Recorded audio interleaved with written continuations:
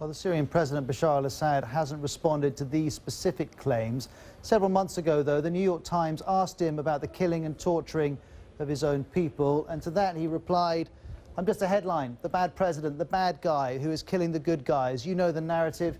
The real reason is toppling the government. This government doesn't fit the criteria of the United States." Well, let's talk to Hadya Alawi from BBC Arabic, who's been covering this story.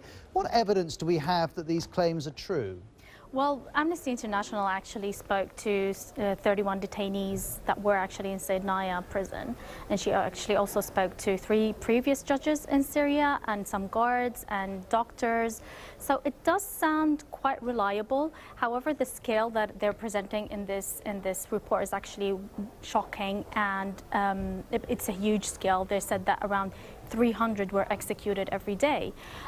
Now, you have to remember that Amnesty International is not allowed to operate inside Syria since 2011. So the information they gathered was mainly from interviews they got over the phone or in Turkey, Jordan, people from the United States, or who are living in the UK. So you also have to bear that in mind, whether that's actually very credible or not. Presumably the government wouldn't deny that this prison exists. It would just deny these particular accusations about what happens within it.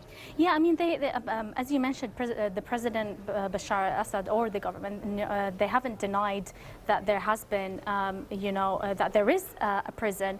However, they always deny that they torture people in prisons. Now, to be honest, I mean, growing up in Syria, you hear that kind of stories and narratives all the time. I mean, I used to hear it from people who were political opposition to the government and were put in prison and then left. A lot of them come out with actually mental health problems, if not physical. Some of them, their families don't even know where they are for years. They're looking for them. They don't know where they are. So it does happen. However, the scale of it is something to be discussed. I'm not really sure what the scale is.